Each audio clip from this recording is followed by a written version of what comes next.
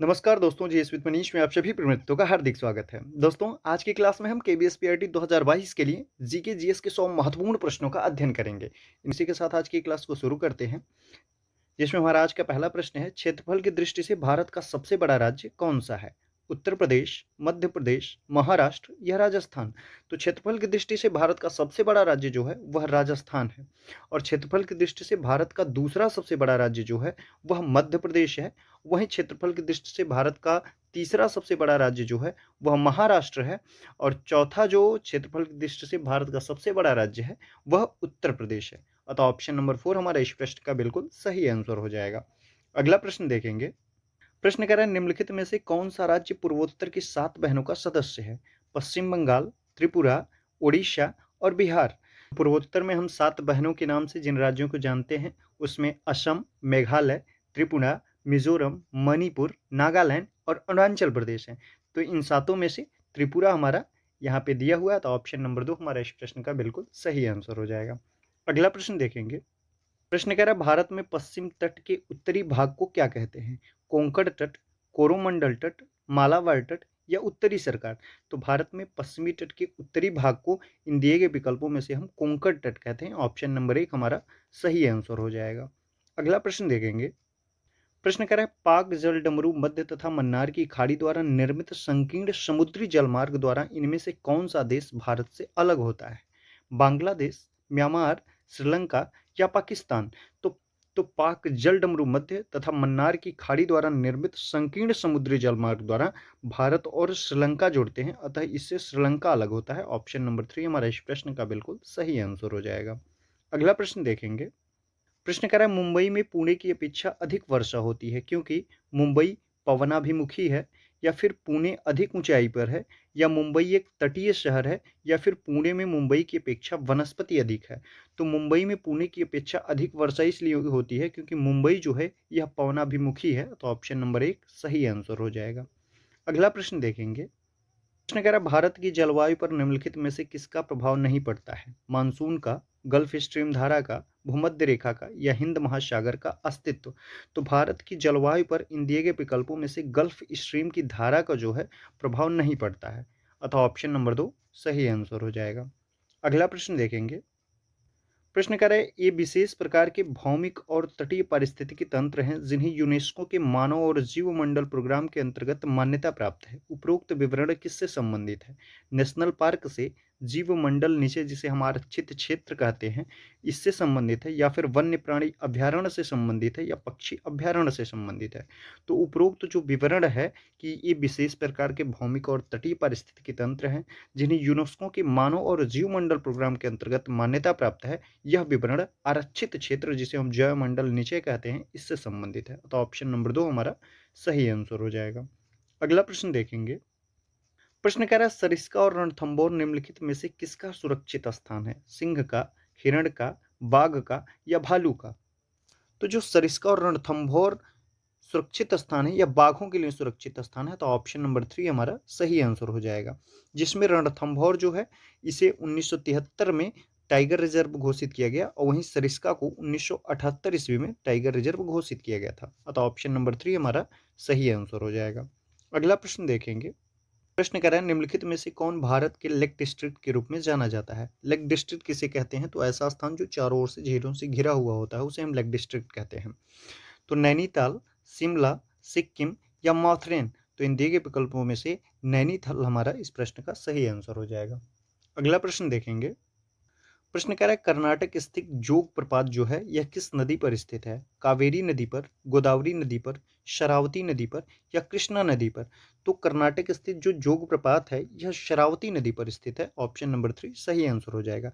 ये जोग प्रपात जो है इसको और किस नाम से जानते हैं? तो इसे हम गरसोप्पा नाम से भी जानते हैं, या फिर महात्मा गांधी जलप्रपात भी इसे कहा जाता है, तो ऑप्शन नंबर 3 हमारा सही आंसर हो जाएगा।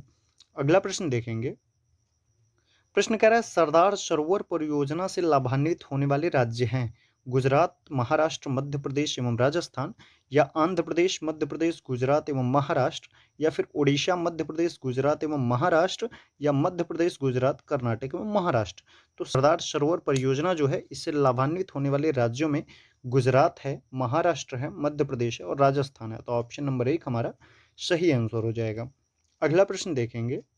प्रश्न कह रहा है भाखड़ा नांगल एक संयुक्त परियोजना है, हरियाणा पंजाब राजस्थान का, हरियाणा पंजाब दिल्ली का, या फिर हिमाचल प्रदेश हरियाणा पंजाब का, या पंजाब दिल्ली राजस्थान का। तो भाखड़ा नांगल जो एक संयुक्त परियोजना है, यह संबंधित है हरियाणा पंजाब राजस्थान से। तो ऑप्शन नंबर 1 हमारे इस प्रश्न का बिल्कुल सही आंसर हो जाएगा। अगला प्रश्न देखेंगे। प्रश्न कह रहा है ऑपरेशन फ्लड किससे संबंधित है? बाढ़ नियंत्रण से, पीने के पानी की व्यवस्था से, दुग्ध उत्पादन से, या फिर उपयुक्त में से कोई नहीं ऑपरेशन फ्लड से संबंधित है। तो फिर ऑपरेशन फ्लड जो है यह दुग्ध उत्पादन से संबंधित है, और इसके जो जनक है वर्गीज कुरियन है। इसे ऑपरेशन फ्लड को हम श्वेत क्रांति के नाम से भी जानते हैं। तो ऑप्शन नंबर 3 हमारे इस प्रश्न का सही आंसर हो जाएगा। अगला प्रश्न देखेंगे।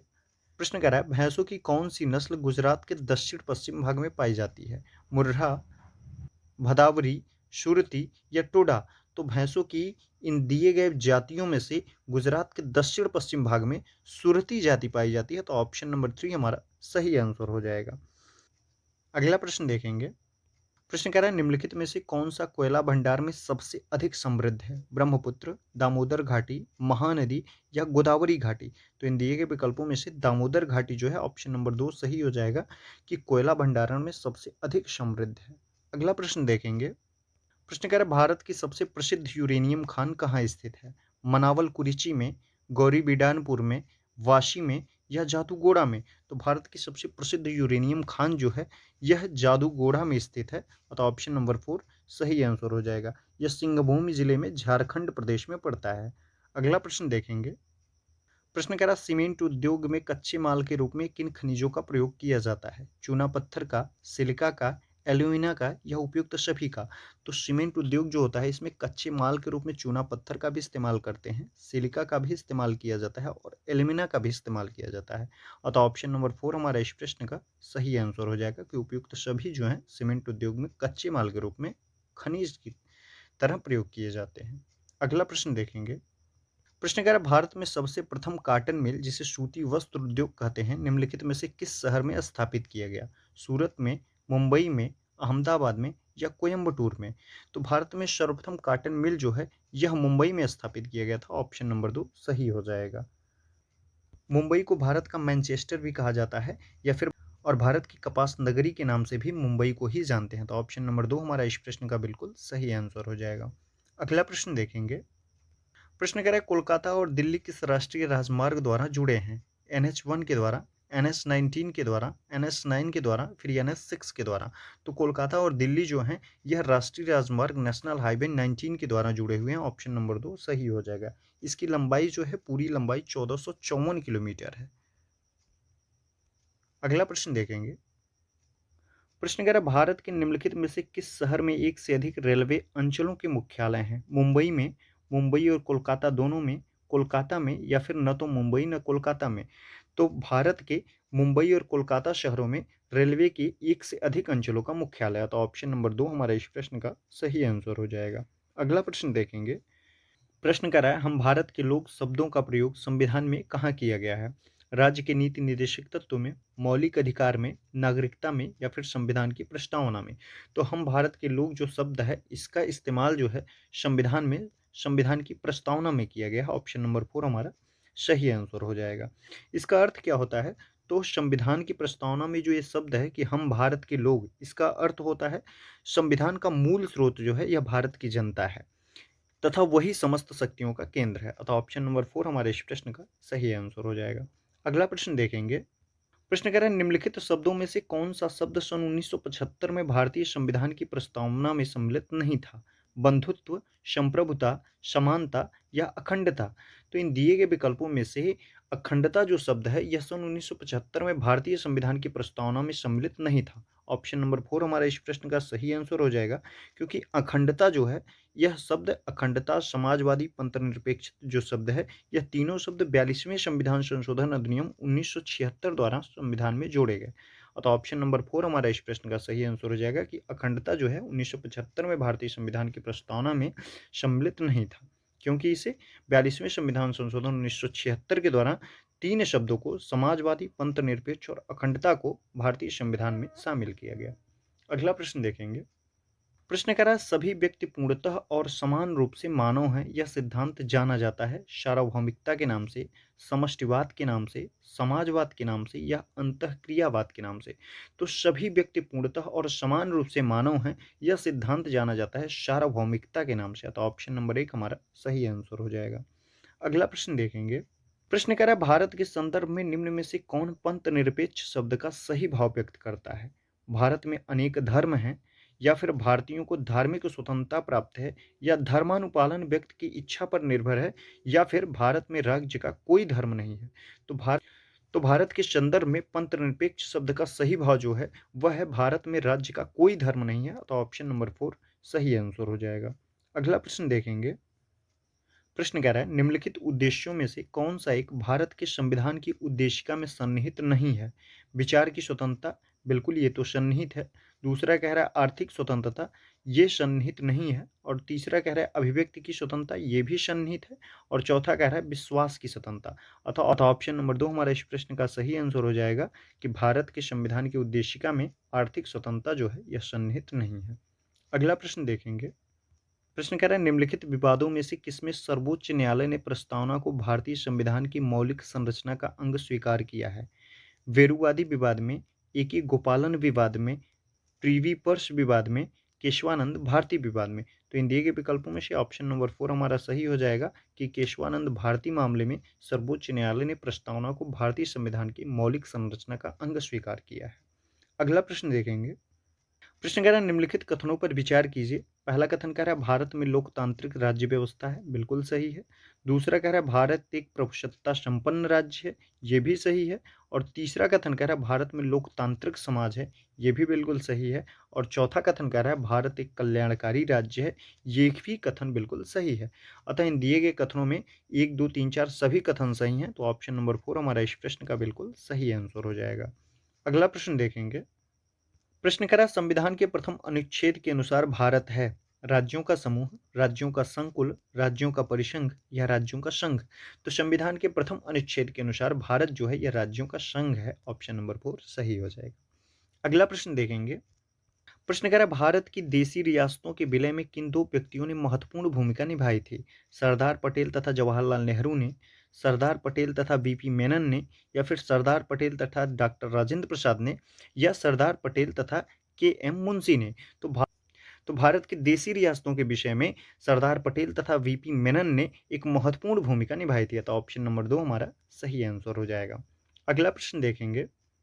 प्रश्न कह रहा है भारत में संघ राज्यों का प्रशासन किसके द्वारा किया जाता है? राष्ट्रपति के द्वारा, उपराज्यपाल के द्वारा, गृह मंत्री द्वारा या प्रशासक द्वारा? तो भारत में संघ राज्यों का प्रशासन जो होता है वह राष्ट्रपति के द्वारा किया जाता है। ऑप्शन नंबर 1 सही आंसर हो जाएगा। अगला प्रश्न देखेंगे। प्रश्न कह रहा है वर्ष 1948 में सरकार द्वारा भाषाई आधार पर राज्यों के पुनर्गठन के विषय में परीक्षण हेतु नियुक्त प्रथम भाषाई प्रांत आयोग के अध्यक्ष कौन थे? न्यायाधीश वाचू, एस सी महाजन, एस के धर या इनमें से कोई नहीं? तो इन दिए गए विकल्पों में से एस के धर जो हो जाएंगे हमारे इस प्रश्न के सही आंसर हो जाएंगे कि वर्ष 1948 में सरकार द्वारा भाषाई आधार पर राज्यों के पुनर्गठन के विषय में परीक्षण हेतु नियुक्त प्रथम भाषाई प्रांत आयोग के अध्यक्ष जो थे वो एस के धर थे। अगला प्रश्न देखेंगे। प्रश्न कह रहा है राज्य पुनर्गठन आयोग ने 1 नवंबर 1956 को कितने राज्यों तथा कितने संघ राज्यों का गठन किया था? 14 राज्यों एवं 6 संघ राज्यों का, या फिर 17 राज्यों एवं 6 संघ राज्यों का, या 14 राज्य एवं 8 संघ राज्यों का, या फिर 17 राज्यों एवं 8 संघ राज्यों का? तो राज्य पुनर्गठन आयोग ने 1 नवंबर 1956 को 14 राज्य एवं 6 संघ राज्यों का गठन किया था। अतः ऑप्शन नंबर 1 हमारा इस प्रश्न का बिल्कुल सही आंसर हो जाएगा। अगला प्रश्न देखेंगे। उसने कहा है नए राज्य के गठन की शक्ति किस में निहित है? संसद में, राष्ट्रपति में, मंत्रिपरिषद में या राज्य पुनर्गठन आयोग में? तो नए राज्य के गठन की जो शक्ति है यह संसद में निहित होती है। ऑप्शन नंबर 1 सही आंसर हो जाएगा। अगला प्रश्न देखेंगे। हमारा अगला प्रश्न क्या है किस संविधान संशोधन द्वारा दिल्ली को राष्ट्रीय राजधानी क्षेत्र का दर्जा प्रदान किया गया? 67वें संविधान संशोधन के द्वारा, 69वें संविधान संशोधन के द्वारा या 68वें संविधान संशोधन के द्वारा, या ऑप्शन नंबर 4 का रहा है 70वें संविधान संशोधन के द्वारा? तो इन दिए गए विकल्पों में से 69वां संविधान संशोधन अधिनियम 1991 के द्वारा दिल्ली को राष्ट्रीय राजधानी क्षेत्र का दर्जा प्रदान किया गया था। अतः ऑप्शन नंबर 2 हमारा इस प्रश्न का सही आंसर हो जाएगा। अगला प्रश्न देखेंगे। प्रश्न कह रहा है, यदि भारतीय संघ में एक नए राज्य का सृजन किया जाना है तो संविधान की किस अनुसूची में संशोधन करना आवश्यक होगा? 5वीं अनुसूची में, तीसरी अनुसूची में, दूसरी अनुसूची में या प्रथम अनुसूची में? तो यदि भारत संघ में एक नए राज्य का सृजन किया जाना हो, नए राज्य को जोड़ना हो, नए राज्य को बनाना हो, तो संविधान की प्रथम अनुसूची में हमें संशोधन करना आवश्यक होगा। अतः ऑप्शन नंबर 4 हमारा इस प्रश्न का सही आंसर हो जाएगा। अगला प्रश्न देखेंगे। प्रश्न कह रहा है, निम्न में से कौन एक भारत संघ का सहयोगी राज्य था जिसे बाद में भारतीय संघ का पूर्ण राज्य बनाया गया? अरुणाचल प्रदेश, सिक्किम, झारखंड या छत्तीसगढ़? तो सिक्किम हमारा इस प्रश्न का बिल्कुल सही आंसर हो जाएगा। अगला प्रश्न देखेंगे। प्रश्न कह रहा है, एक नया राज्य बनाने में संवैधानिक संशोधन के लिए किस प्रकार का बहुमत चाहिए? साधारण बहुमत, 2/3 बहुमत, 3/4 बहुमत या इनमें से कोई नहीं? तो एक नया राज्य बनाने में संवैधानिक संशोधन के लिए जिस बहुमत की आवश्यकता होती है, तो हमें साधारण बहुमत की आवश्यकता होती है। ऑप्शन नंबर 1 सही हो जाएगा। अगला प्रश्न देखेंगे। प्रश्न कर रहा है, भारतीय संघ के अंतर्गत किसी राज्य को शामिल करने की शक्ति किसे प्राप्त है? भारत के राष्ट्रपति को, प्रधानमंत्री को, संसद को या फिर सर्वोच्च न्यायालय को? तो भारतीय संघ के अंतर्गत किसी राज्य को शामिल करने की जो शक्ति है वह संसद को प्राप्त होती है। ऑप्शन नंबर 3 सही हो जाएगा। अगला प्रश्न देखेंगे। प्रश्न कह रहा है, भारत में निम्नलिखित राज्यों के निर्माण के सही कालानुक्रम की सही पहचान नीचे दिए गए कूट से कीजिए। आंध्र प्रदेश, हिमाचल प्रदेश, हरियाणा और सिक्किम। तो इसमें हमको सही क्रम बताना है कि कब किन राज्यों का निर्माण किया गया था। सर्वप्रथम आंध्र प्रदेश का निर्माण किया गया था, उसके बाद हरियाणा का निर्माण किया गया, उसके बाद हिमाचल प्रदेश का निर्माण किया गया और लास्ट में सिक्किम का निर्माण किया गया। अतः 1, 3, 2, 4 हमारा सही क्रम हो जाएगा जो ऑप्शन नंबर 2 में दिया हुआ है। अतः ऑप्शन नंबर 2 हमारा इस प्रश्न का बिल्कुल सही आंसर हो जाएगा। अगला प्रश्न देखेंगे। प्रश्न कह रहा है, भाषाई आधार पर सर्वप्रथम किस राज्य का गठन हुआ था? राजस्थान का, आंध्र प्रदेश का, मध्य प्रदेश का या कर्नाटक का? तो भाषाई आधार पर इन दिए गए विकल्पों में से सर्वप्रथम आंध्र प्रदेश का गठन हुआ था। ऑप्शन नंबर 2 सही आंसर हो जाएगा। अगला प्रश्न देखेंगे। प्रश्न कह रहा है, संविधान का कौन सा भाग नागरिकता से संबंधित है? भाग 2, भाग 3, भाग 4 या भाग 5? तो भाग 2 जो है यह संविधान में नागरिकता से संबंधित है। ऑप्शन नंबर 1 हमारा सही आंसर हो जाएगा। अगला प्रश्न देखेंगे। प्रश्न कह रहा है, भारतीय संविधान निम्न में से कौन सी नागरिकता प्रदान करता है? दोहरी नागरिकता, एकल नागरिकता, उपरोक्त दोनों या उपरोक्त में से कोई नहीं? तो भारतीय संविधान जो है यह एकल नागरिकता प्राप्त करता है। ऑप्शन नंबर 2 सही हो जाएगा। अगला प्रश्न देखेंगे। प्रश्न कह रहा है, भारतीय संविधान नागरिकता प्रदान करता है जन्म के आधार पर? तो बिल्कुल सही है, जन्म के आधार पर भी भारतीय संविधान नागरिकता प्रदान करता है।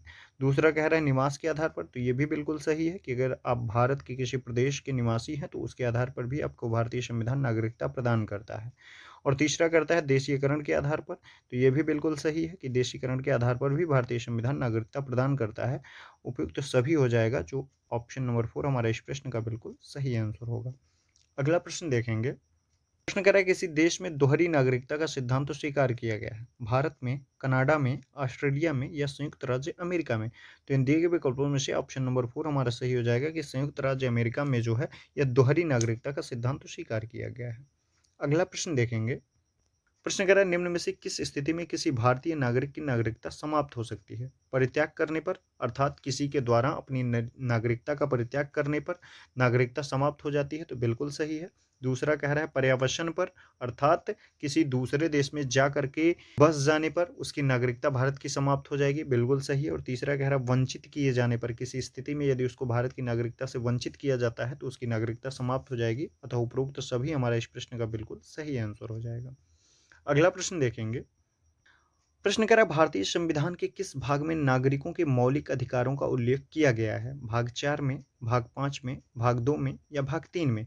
तो भारतीय संविधान के भाग 3 में नागरिकों के मौलिक अधिकारों का उल्लेख किया गया। तो ऑप्शन नंबर 4 सही आंसर हो जाएगा। अगला प्रश्न देखेंगे। प्रश्न कह रहा है, निम्नलिखित में से कौन सा मूल अधिकार भारतीय संविधान में नागरिकों को नहीं प्रदान किया गया है? पहला ऑप्शन कह रहा है देश के किसी भी भाग में बसने का अधिकार, बिल्कुल प्राप्त है यह नागरिकों को भारतीय। दूसरा कह रहा है लिंग समानता का अधिकार, ये भी भारतीय नागरिकों को प्राप्त है भारतीय संविधान के द्वारा।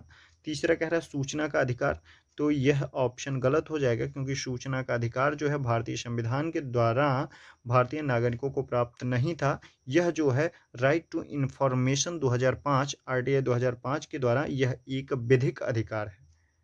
और चौथा कह रहा है शोषण के विरुद्ध अधिकार, तो ये भी भारतीय नागरिकों को भारतीय संविधान के द्वारा प्राप्त है। अतः ऑप्शन नंबर 3 हमारा इस प्रश्न का बिल्कुल सही आंसर हो जाएगा कि इन दिए गए विकल्पों में से भारतीय संविधान में नागरिकों को सूचना का अधिकार प्राप्त नहीं है। यह एक विधिक अधिकार है जिसे राइट टू इन्फॉर्मेशन आरटीआई 2005 के द्वारा प्राप्त किया गया है। अगला प्रश्न देखेंगे। प्रश्न कह रहा है निम्नलिखित में से किस अनुच्छेद में समानता का अधिकार का प्रावधान है? अनुच्छेद 14 में, अनुच्छेद 19 में, अनुच्छेद 20 में या अनुच्छेद 21 में? तो इन दिए गए विकल्पों में से अनुच्छेद 14 जो है यह समानता के अधिकार का प्रावधान करता है। ऑप्शन नंबर 1 सही आंसर हो जाएगा। अगला प्रश्न देखेंगे। प्रश्न कह रहा है भारतीय संविधान का अनुच्छेद 19 प्रदान करता है 6 प्रकार की स्वतंत्रता को, 7 प्रकार की स्वतंत्रता को, 8 प्रकार की स्वतंत्रता या 9 प्रकार की स्वतंत्रता को? तो भारतीय संविधान के अनुच्छेद 19 में 6 प्रकार की स्वतंत्रता की बात की गई है, जिसमें पहली जो है अभिव्यक्ति की स्वतंत्रता है, दूसरा जो है सम्मेलन करने की स्वतंत्रता है, तीसरा संघ बनाने की स्वतंत्रता है, चौथा अबाध संचरण की स्वतंत्रता है कि मतलब आप पूरे देश में कहीं भी अबाध रूप से संचरण कर सकते हैं, घूम सकते हैं, पांचवा निवास की स्वतंत्रता है और छठवां व्यापार की स्वतंत्रता है। अतः ऑप्शन नंबर 1 हमारा इस प्रश्न का सही आंसर हो जाएगा। अगला प्रश्न देखेंगे। प्रश्न कह रहा है किसी अपराध में अभियुक्त को स्वयं अपने विरुद्ध गवाही देने के लिए बाध्य नहीं किया जा सकता। भारतीय संविधान के किस अनुच्छेद में यह प्रावधान है? अनुच्छेद 20(3) में, अनुच्छेद 21 में, अनुच्छेद 22 में या अनुच्छेद 74 में? तो हमारा ऑप्शन नंबर 1 इस प्रश्न का सही आंसर हो जाएगा कि अनुच्छेद 20(3) में यह प्रावधान है कि किसी अपराध के अभियुक्त को स्वयं उसके विरुद्ध गवाही देने के लिए बाध्य नहीं किया जा सकता है। अगला प्रश्न देखेंगे। प्रश्न कह रहा है आधुनिक अर्थशास्त्र का जनक किसे कहा जाता है? एडम स्मिथ को, जॉन मेनार्ड किन्स को, अमर्त्य सेन को या माल्थस को? तो आधुनिक अर्थशास्त्र का जनक एडम स्मिथ को कहा जाता है। ऑप्शन नंबर 1 सही हो जाएगा। अगला प्रश्न देखेंगे। प्रश्न कह रहा है एक बंद अर्थव्यवस्था में क्या होता है? मुद्रा पूर्ति पूर्णतः नियंत्रित होती है या फिर घाटे की वित्तीय व्यवस्था होती है या फिर केवल निर्यात होता है या न तो निर्यात होता है न ही आयात होता है? तो एक बंद अर्थव्यवस्था में न तो आयात होता है और न ही निर्यात होता है। ऑप्शन नंबर 4 सही आंसर हो जाएगा। अगला प्रश्न देखेंगे। प्रश्न कह रहा है निम्न में से किस राज्य में औसत प्रति व्यक्ति आय सर्वाधिक है? गोवा में, दिल्ली में, महाराष्ट्र में या गुजरात में? तो इन दिए गए विकल्पों में से औसत प्रति व्यक्ति आय सर्वाधिक जो है यह दिल्ली में है और दूसरे नंबर पे गोवा में है। तो ऑप्शन नंबर 2 हमारा सही आंसर हो जाएगा। अगला प्रश्न देखेंगे। प्रश्न कह रहा है भारत में राष्ट्रीय आय की गणना किसके द्वारा की जाती है? नीति आयोग के द्वारा, वित्त आयोग के द्वारा, रिजर्व बैंक ऑफ इंडिया के द्वारा या केंद्रीय सांख्यिकी कार्यालय के द्वारा? तो भारत में राष्ट्रीय आय की गणना जो की जाती है यह केंद्रीय सांख्यिकी कार्यालय के द्वारा सीएसओ के द्वारा की जाती है। इसका गठन 1951 ईस्वी में किया गया था, जिसका मुख्यालय जो है यह दिल्ली में है। अतः ऑप्शन नंबर 4 हमारा इस प्रश्न का सही आंसर हो जाएगा। अगला प्रश्न देखेंगे। प्रश्न कह रहा है आर्थिक विकास सामान्यतः युग्मित होता है अपस्फीति के साथ, स्फीति के साथ, स्टैगफ्लेशन के साथ या अतिस्फीति के साथ? तो आर्थिक विकास सामान्यतः युग्मित होता है स्फीति के साथ। ऑप्शन नंबर 2 सही हो जाएगा। अगला प्रश्न देखेंगे। प्रश्न कह रहा है किसी देश की आर्थिक समृद्धि को मापने का सबसे उपयुक्त मानक है उस देश का सकल घरेलू उत्पाद या निवल घरेलू उत्पाद या निवल राष्ट्रीय उत्पाद या प्रति व्यक्ति आय? तो किसी भी देश की आर्थिक समृद्धि को मापने का सबसे उपयुक्त मानक जो है वह उस देश की प्रति व्यक्ति आय है। तो ऑप्शन नंबर 4 हमारा सही आंसर हो जाएगा। अगला प्रश्न देखेंगे। कह रहा है 7वीं पंचवर्षीय योजना मार्च 1990 में समाप्त हुई थी। 8वीं पंचवर्षीय योजना कब आरंभ हुई थी? अप्रैल 1990 में, जनवरी 1991 में, सितंबर 1991 में या अप्रैल 1992 में? तो 7वीं पंचवर्षीय योजना जो है यह मार्च 1990 में समाप्त हो गई थी, लेकिन 8वीं पंचवर्षीय योजना जो है यह अप्रैल 1992 ईस्वी में प्रारंभ हुई थी। क्यों? 1990 में खत्म हुई 7वीं पंचवर्षीय योजना, लेकिन 8वीं पंचवर्षीय योजना 1992 में क्यों प्रारंभ हुई? क्योंकि बीच के 2 वर्ष में आर्थिक संकट और राजनीतिक अस्थिरता के कारण योजना अवकाश था। इसके कारण 2 वर्ष अवकाश के उपरांत 1992 में 8वीं पंचवर्षीय योजना आरंभ की गई थी। ऑप्शन नंबर 4 हमारे इस प्रश्न का सही आंसर हो जाएगा। अगला प्रश्न देखेंगे।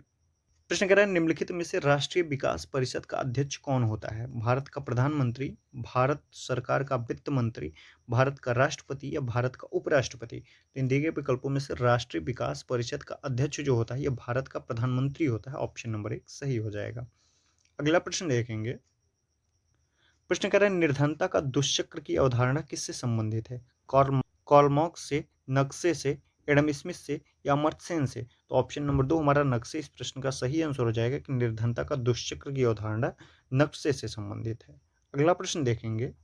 प्रश्न कह रहा है भारत में अधिकांशतः बेरोजगारी है प्रौद्योगिकीय, चक्रीय, संघर्ष संबंधी या संरचनात्मक। तो भारत में अधिकांशतः जो बेरोजगारी है वह संरचनात्मक बेरोजगारी है। ऑप्शन नंबर 4 सही हो जाएगा। अगला प्रश्न देखेंगे।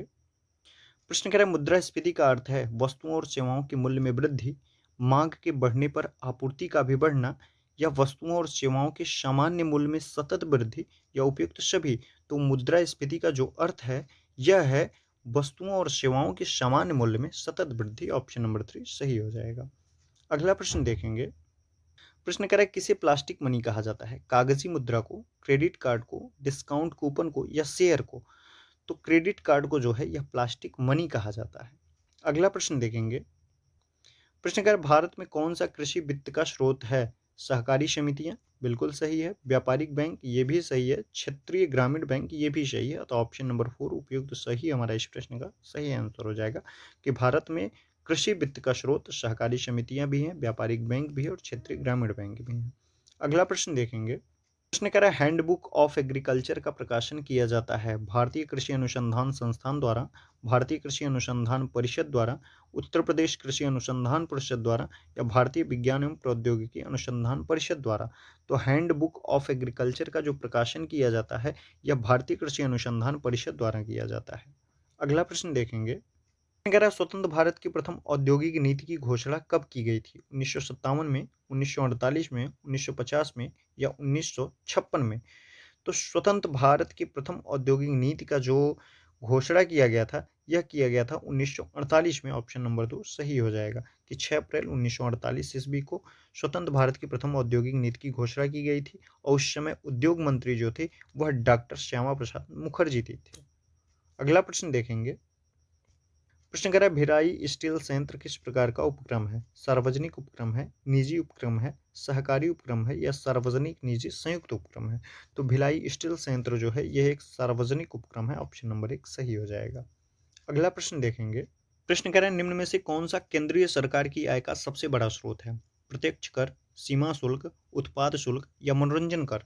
तो इन दिए गए विकल्पों में से केंद्रीय सरकार की आय का सबसे बड़ा स्रोत प्रत्यक्ष कर है। ऑप्शन नंबर 1 सही हो जाएगा। अगला प्रश्न देखेंगे। प्रश्न कह रहा है कौन सा निकाय यह निर्धारित करता है कि संघ के कर में राज्य का हिस्सा किस प्रकार का है? वित्त आयोग, नीति आयोग, चुनाव आयोग, या वित्त मंत्रालय। तो ऑप्शन नंबर 1 वित्त आयोग हमारा इस प्रश्न का सही आंसर हो जाएगा कि जो यह निर्धारित करता है कि संघ के कर में राज्य का भी हिस्सा है। अगला प्रश्न देखेंगे। कह रहा है पूंजी बाजार किससे संबंधित है? वस्तु बाजार से, शेयर बाजार से, मुद्रा बाजार से, या उपयुक्त सभी से। तो पूंजी बाजार जो है यह शेयर बाजार से संबंधित है। अगला प्रश्न देखेंगे। प्रश्न कह रहा है भारतीय ब्रांड इक्विटी फाउंडेशन जिसे हम आईवीएफ कहते हैं का क्या उद्देश्य है? आंतरिक पर्यटन को प्रोत्साहित करना, मेक इन इंडिया को बढ़ावा देना, व्यापार मेलों का आयोजन करना, या फिर सूचना प्रौद्योगिकी को उपक्रम पूंजी उपलब्ध कराना। तो भारतीय ब्रांड इक्विटी फाउंडेशन आईबीईएफ का जो उद्देश्य है मेड इन इंडिया को बढ़ावा देना। ऑप्शन नंबर 2 सही हो जाएगा। अगला प्रश्न देखेंगे। वर्गीकरण विज्ञान का जनक कहा जाता है अरस्तु को, कॉरलस लिनियस को, हिपोक्रेटस को, या विटेकर को। तो वर्गीकरण विज्ञान का जनक कॉरलस लिनियस को कहा जाता है। अगला प्रश्न देखेंगे। प्रश्न कह रहा है जंतुओं एवं पादपों के वैज्ञानिक वर्गीकरण से संबंधित विज्ञान की शाखा क्या कहलाती है? पदानुक्रम, वर्गीकी, अनुवंशिकी, या आकृति विज्ञान। तो जंतु एवं पादपों के वैज्ञानिक वर्गीकरण से संबंधित विज्ञान की वह शाखा वर्गीकी कहलाती है। ऑप्शन नंबर 2 सही आंसर हो जाएगा। अगला प्रश्न देखेंगे। जीवन की मूलभूत इकाई है अंग, ऊतक, कोशिका, या डीएनए। तो जीवन की मूलभूत इकाई कोशिका होती है जिसे हम जीवन की संरचनात्मक इकाई भी कहते हैं।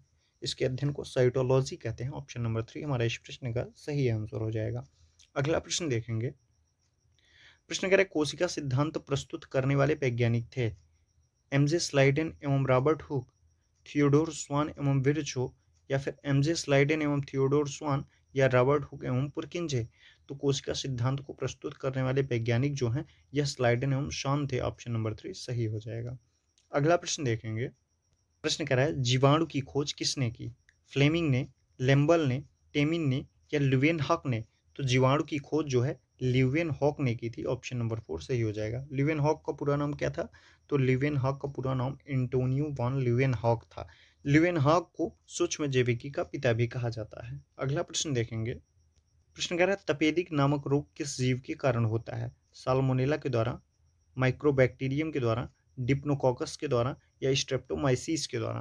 तो तपेदिक जो रोग होता है इसे हम क्षय रोग भी कहते हैं। यह एक प्रकार का संक्रामक रोग है जो माइक्रोबैक्टीरियम ट्यूबरक्लोसिस के द्वारा होता है। ऑप्शन नंबर 2 सही आंसर हो जाएगा। अगला प्रश्न देखेंगे। प्रश्न कह रहा है पादप के कायिक अंगों में शामिल नहीं है जड़, तना, बीज या पत्तियां। तो पादप के कायिक अंगों में बीज शामिल नहीं है, जड़ शामिल होता है, तना शामिल होता है और पत्तियां शामिल होता है। ऑप्शन नंबर 3 सही आंसर हो जाएगा। अगला प्रश्न देखेंगे। प्रश्न कह रहा है ऐसे पौधे जिनके बीज के चारों ओर आवरण नहीं पाया जाता है क्या कहलाते हैं? आवृतबीजी, अनावृतबीजी, जलोदभिद या अधिपादप। तो ऐसे पौधे जिनके बीज के चारों ओर आवरण नहीं पाया जाता है वह अनावृतबीजी होते हैं और जिनके चारों ओर आवरण पाया जाता है वह आवृतबीजी कहलाते हैं। तो ऑप्शन नंबर 2 हमारा सही आंसर हो जाएगा। अगला प्रश्न देखेंगे। प्रश्न कह रहा है मानव शरीर की सबसे छोटी तथा सबसे बड़ी अस्थि जो है वह क्रमशः कौन सी है?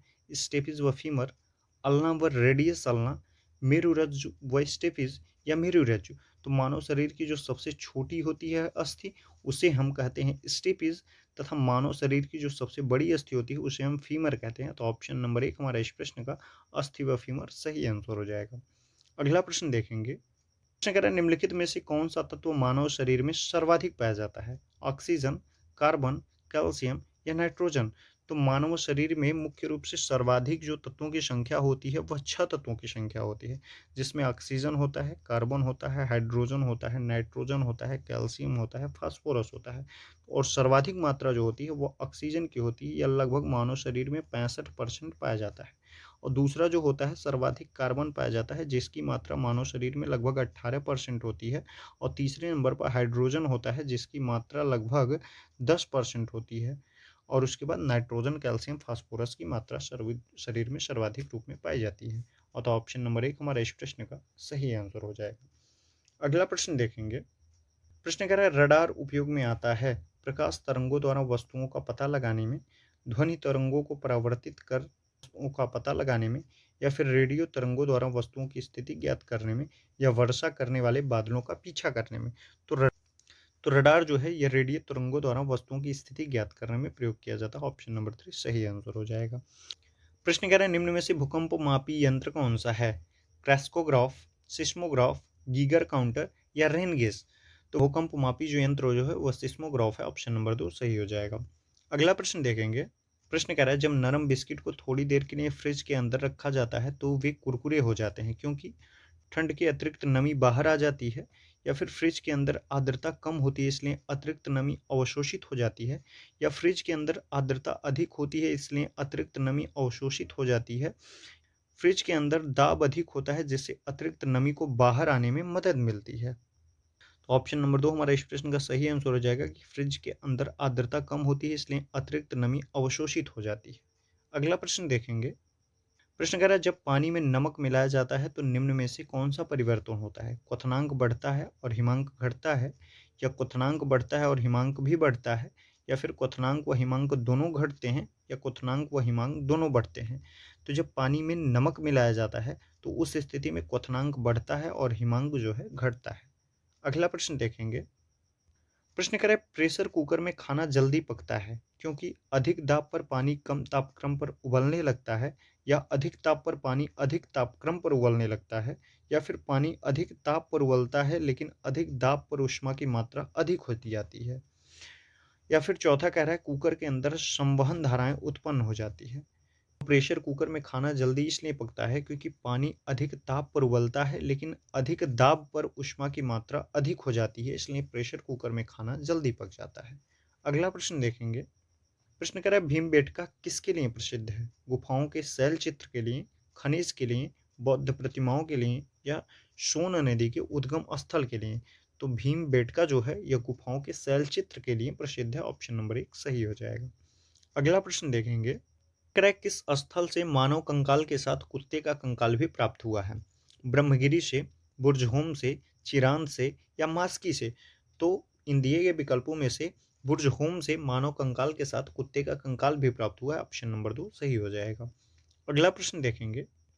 प्रश्न कह रहा है सिंधु सभ्यता किससे संबंधित है? प्रागैतिहासिक युग से, आद्य ऐतिहासिक युग से, ऐतिहासिक युग से या उत्तर ऐतिहासिक युग से?